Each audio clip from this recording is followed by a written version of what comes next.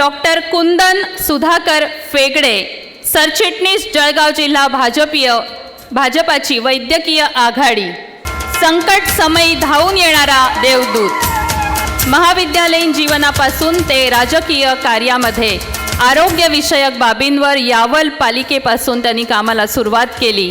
मानव सेवा चिकित्सक रत्न पुरस्कार, खानदेश प्राईड पुरस्कार असं करत त्यांनी रुग्णांची सेवा ह्यालाच प्राधान्य दिलं।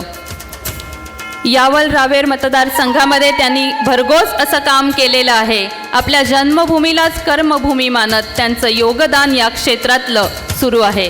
भरघोस अशा शुभेच्छा देऊया त्यांच्या भावी कारकिर्दीसाठी। आज लोकमत परिवारातर्फे या ठिकाणी